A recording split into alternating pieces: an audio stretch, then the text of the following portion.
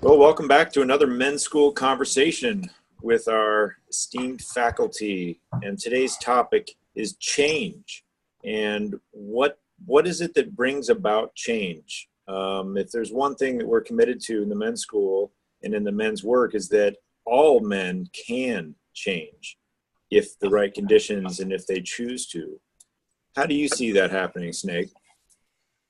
Well, I think first off, one of the things that's been a compass for me is years ago I was talking to a man who grew up in a native culture, and in his tribe, they still initiate the young people. And we were having a private conversation, and I asked him, I said, what are the three most important lessons you hope these kids get out of that initiatory experience? He thought for a minute, and he said, well, the first is change is all around us. Accept change. Accept change, yeah. The second is it is your right, responsibility, and privilege to fully participate in all change. I love that part. It's your right, responsibility, and privilege to fully participate in change. And the last one he offered up is love. If they've got those three things, they've got a good edge on life. And I oftentimes refer back to that myself. Am I fully participating in the change that needs to happen in the world? Because I can take it easy and take a break every so often. But looking at it as a privilege to fully participate in change took away some of the bugaboo for me around change is bad. Now, change is all around us. I was being asked about change earlier today in a conversation, and the question was, what is it you have in your experience as a coach and person? I've been doing change behavior my whole life. Discovered about how it happens. What are the conditions that make it most likely to happen? And I referred to the weekend when on a warrior weekend, a lot of the work is around creating a container that is both absolutely safe and full of trust, into which men can then come, and this feeling of being at the end of the spectrum of comfort where they truly are comfortable, safe, and in a trusting environment, they put on a light show of the amount of change someone can do in a half an hour. Over and over again on these weekends, and you men have all had this experience, men literally look different in half an hour of work. Different energy, different person. I think also at the other end of the spectrum, it's when things are so dire, one has to make a life or death choice. Things are so terrible, and that's the point at which change is really open. The body and the systems, even the brain, have come to the full realization that what I'm doing is not working. So does that relate to what we're talking here? I'd like to pick that one up. The emotion literacy piece that we've been talking about is learning what the body is saying from the unconscious level. And given that we've each been imprinted with information from our mother, our immediate family, our community, our culture, our institutions, all the layers of information that we get programmed into our brain, and Gurdjieff said, we are stimulus response machines. You push a button and you can predict what people are going to do. And we have lots of examples of that, like roses are red, violets are, we've heard that so many times, we know without even saying what the next word is going to be. So it's interesting that we see people that are stuck in old patterns that they can't break, therefore they're unable to change. Now, what I like about Michael Brown is one of the men that I hold in great regard around emotional literacy. He says healing means we get to feel today what we couldn't feel then. When that wound went in when we were in utero or 2 or 5 or 8 or 12, when that wound goes in, something fixes inside the nervous system. There's a glitch there. There's a tightening and a shutting down of the emotion because we don't have the capacity or the awareness or the tools to understand, wow, I've really been hurt just now, and I'm really checking out. At 8, we can't say that, but it happens. And then we wrap kind of a negative belief about ourselves, like barbed wire, around that contracted energy. Well, when we're a series of those experiences, we're behaving at 50 the way we learned to behave at 8 or 10. So the healing process, and I think, the stuff that we do on the weekend in 30 minutes is we get a man to feel usually the pain or the shame or the grief or the rage of what he couldn't feel and fully express when he was younger. Now he gets a chance to express it. So I've noticed, in my own individual work, when I let myself feel the terror, like in my marriage, sometimes I realize I have a reaction to my wife. And I tracked it into some fear feeling that I had with my mother. When I stood inside myself and let myself feel the terror that I felt with when I was 3 years old, and really let myself fully feel it, suddenly I stopped reacting to that trigger that she offers me.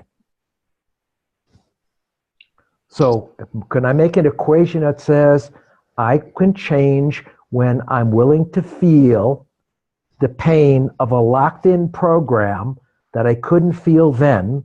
I can liberate the 8-year-old at 50 or 60 by feeling what the 8-year-old couldn't feel. I believe that's when change occurs. Real change. There's one other part I'd like to add into that, and that's the story. Because what you talk about relates directly to the story that we tell ourselves from 8 to 50. And so feeling the feelings, I totally agree with where you're going with that. But the added step is, are we willing to change the story? The story. Look at the story through a different lens, having felt those emotions. And I think that's where the saying of the native man is so important. It's your right and responsibility to fully privilege in change. Because feeling the emotion is a piece of it. Being willing to rewrite the story of your life. Not that it didn't exist, but that you choose to respond to it in a different way than you have habitually. That is part of this change as well. Beautiful. And all those things for me, so as Jan says, there has to be a certain sense of safety that we build around that. And for me, I don't really believe that it's ever completely safe to do the work. There's something dangerous about it. There's something risky and dangerous about rewriting the story, about feeling that old pain. So for me, can I be safe enough? Is there safe enough here to kind of be willing to push into that fear, to push into that pain? Because it's always going to feel like a leap off the deep end into that space. But then also having support to say, look, on the other side of that pain and fear, that's the thing you want. That's the new way of being, the reframe of the story. And it means letting go of everything you thought you knew and everything that you thought was true to start over again right now. Are you willing to do that? And that it takes a lot of courage to embrace that kind of change, because it feels really dangerous and scary. And in some important respect, it is. That's the hero's journey. It's interesting you bring that up, because one of the things I've been amazed at doing my own work is the phenomenal feeling of shame after I've done a large piece of work. And it wasn't until years in that I realized, no, it's not shame that I'm feeling. I'm vulnerable here and choosing to be vulnerable. That's one of those small examples of change that happened in my life It isn't always shame that I'm feeling. Sometimes I feel vulnerable, and I've mixed those two up. Being able to discern those two is part of change as well. Now, I'd like to add one other little thing. It's Joe Dispenza's work, and you guys are all familiar with that. But the idea that getting my body to accept and fully learn the change is what will actually make it show up in my life. Because this little prefrontal cortex has very little power over the more limbic and elemental parts of the brain that decide make most of the choices in my day. And I like Dispenza saying, in bed in the morning, before ever getting out of bed, to lay there and fully get the body to experience, no, I am that fellow who holds that highest vision of who I can be and am, and my body getting it before I get out of bed is kind of the best way to give yourself a chance to actually be different during the day. Mm-hmm. And that's really good. I love Joe Dispenza's work, and to really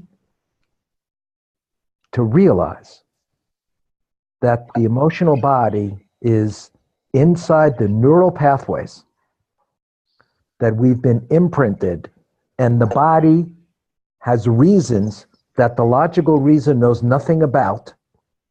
Actually, the body is the unconscious. And if we're going to change, we got to go down into the body and see what's there and see what's telling us, what it's telling us, to be able to drop into those places. Because when we do the work, we always try to get somebody to drop in and feel what's going on in you, and then identify the story. And then only when you can't change what you can't see.